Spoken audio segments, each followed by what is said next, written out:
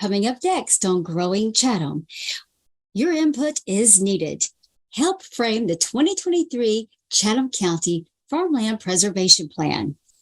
I'll tell you all about that. Next, we want to find out what you thought of the Chatham County Spring Ag Fest.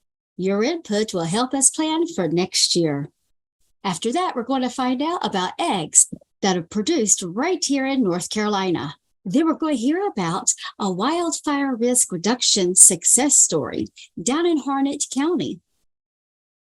All of this is coming up next on Growing Chatham. So let's get started.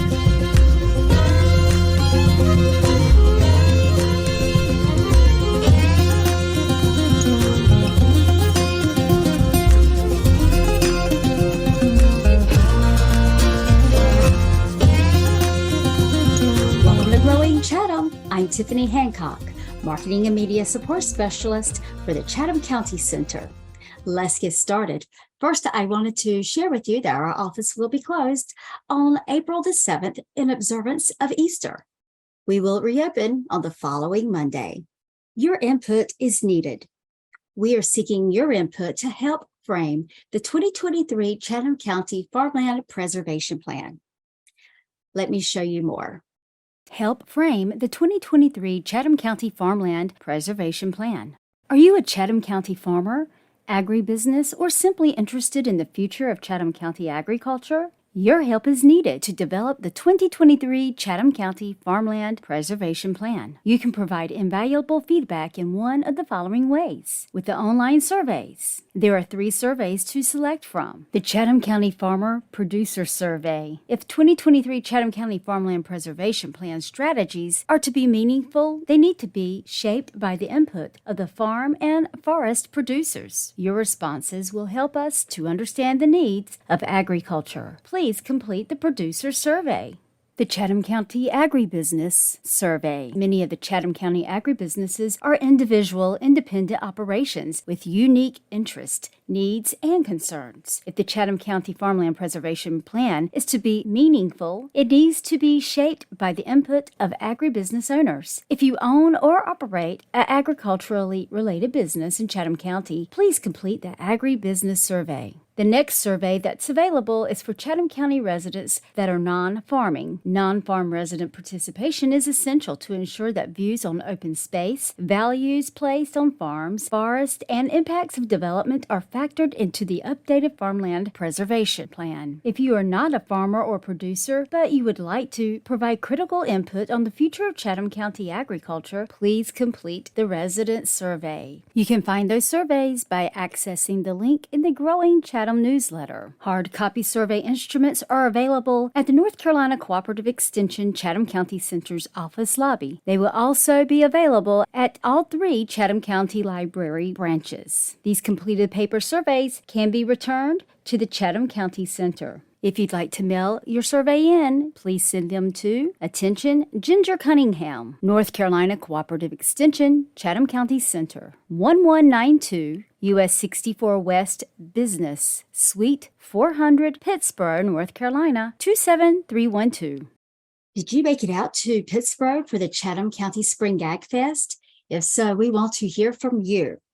We'd love to receive your feedback. To help us plan for future events, please take a couple of minutes to provide feedback by accessing the survey link in the Growing Chatham newsletter. The Spring Ag Fest is a celebration of Chatham County's agriculture, forestry, and natural resources.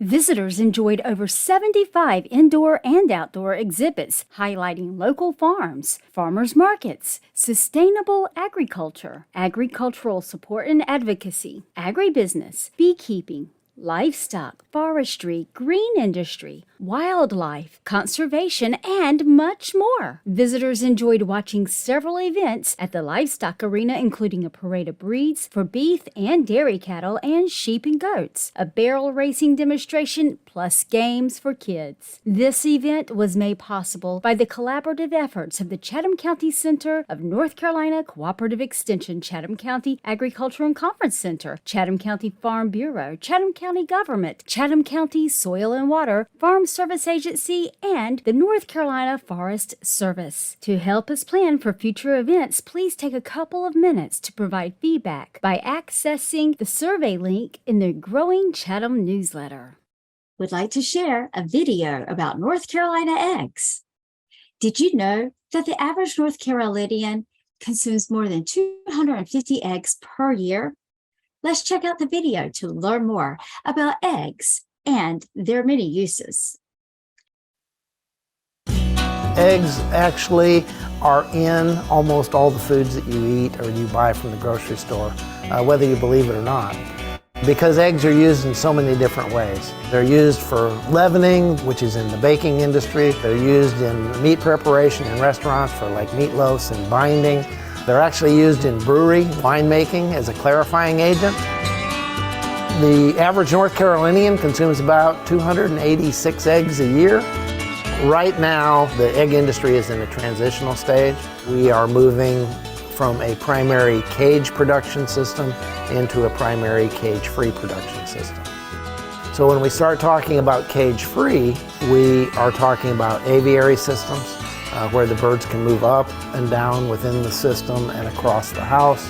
We have cage-free, which is a single level. We have cage-free with outdoor access, and those are typically labeled as free range. Research associated to the difference between cage-produced eggs, cage-free, and then free-range access. And basically what we showed was functionally and nutritionally, there were virtually no difference between the nutrient composition of the egg. The one difference that did show up when we talk about cage eggs versus cage-free eggs is the pigments that are picked up by the birds on the range that the cage birds wouldn't necessarily get. We'll see darker yolks, and this is from the carotenoids that are contained within the forages or possibly within the insects that the birds consume. I have the opportunity to work with the industry, and the industry comes to me with problems. And they say, we're having this issue. And sometimes through discussion we can resolve those issues and help them produce a better product or more product with the same amount of inputs. Other times it does take research to solve the problem. We developed a molting program where you never took the birds off feeding. So we resolved that, and the industry now has adopted that dietary molting program nationwide. By the way, our research flocks here at NC State are also UEP Animal Welfare Certified, and UEP stands for United Egg Producers. 90% of all the layers in the United States are covered under the UEP Animal Welfare Guidelines. If you go into a grocery store to buy eggs, more than likely you will see North Carolina eggs. What they will put on the carton is got to be NC, and it helps promote eggs. So it doesn't matter whether it's a commercial egg or eggs from a backyard flock, they want people to eat eggs.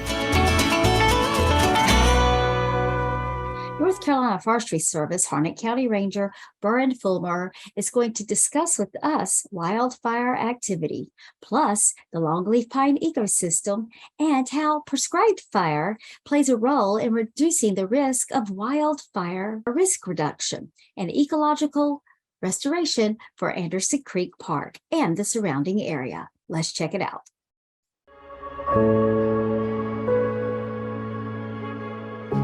My name is Burren Fulmer. I'm the Harnett County Ranger with the North Carolina Forest Service. Welcome to Anderson Creek Park. This park is owned by Harnett County. It's 1,100 acres. We have about 650 acres in longleaf. The rest of the park is in a mix of longleaf, loblolly, and hardwood. There's been several fires. In 1982, wasn't a park then, the entire park area burnt in a very large wildfire in '82. We've had several fires, footprints inside of this property over the years. The last fairly large fire was about 45 acres, and I think that was in 2007. The reason we're burning here is with all the growth and development that has occurred in the last 20 years, especially in western Harnett County, we've got several large subdivisions that have popped up on the perimeter that back up to the park area. With that, you have more people, you have more opportunities for an accidental fire to occur. To the south, we have a very large subdivision, very high density subdivision, 500 plus houses that border up to the park. On the north side of the park, we have some areas that were developed in like 5-acre lots, the house very wooded, and they all bump up to it. So what we were real concerned with, if a fire in the middle of 1,000 acres gets to going and builds up a big head of steam and runs into those subdivisions, we need to be proactive and we need to try to reduce that fuel load to prevent a catastrophic fire from occurring. When this park originated, it was several years before the county developed the park, and we knew that this area has had a long history of wildfire. So we worked with the park because of all the longleaf. We wanted to make sure that we were managing the longleaf properly, which requires fire, and that also helps reduce the risk of wildfire. So I think it was in 2008, 2009 when we started the burning program here. What we normally try to do is burn anywhere between 50 to 100 acres a year inside the park, and then try to get that 3-year burning regime in the longleaf and keep it on that type of rotation. For the last, I think we're on our 8th year that we have received funding through the CWPP program to do controlled burning. Here, it's worked out real well for the county. Of course, with burning, there's an expense to get all the equipment, to get the fire lines in, to conduct the burn, and that has helped offset the cost and from the county and to make sure that we reduce the fuel load out here. In 2021, in April, we had a wildfire out here at the park, and it was right off the backside of this unit that we're sitting in right now. This unit had been burnt in February of 2021, and so we knew that the fire, with the way the wind was blowing, was coming right to this unit that had been burnt. So basically, when we went in with our dozer, we took care of the north side of it and just let it continue to burn to the south, because we knew that it was eventually going to run into this unit that we had just burnt. We knew that there was nowhere, it was not going to advance to the south without running into the units that we had either burnt that year in 2021 or some of the units that we had burned in 2020 and 2019. We knew that, that it was going to run out of steam. It was either going to stop because it hit a unit that had been burnt that year, or it was going to burn into a unit with reduced fuel load that would be easy for us to wrap it up and put a line around it. I share it with county every year, about the grants that we've received out here. The county Parks and Rec department that manages the property, they understand the longleaf pine ecosystem and how it works with fire, and they really want to maintain that ecosystem.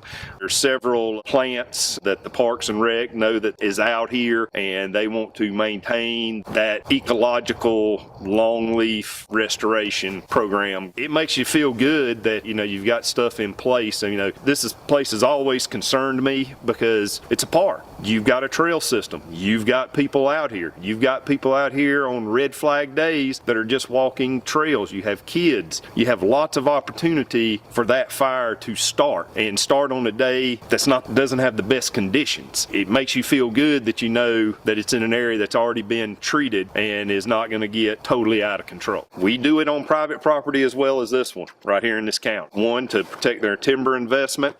2, to help manage their forest for not only timber production, wildlife benefit from the burning and stuff like that. It's a beautiful place. It's just amazing to see how that repeated burning, like the stand that we're sitting in, it's really opened up, and there's a Bachman sparrow. They've got recordings of it out here, and so they want to make sure that that habitat remains out here.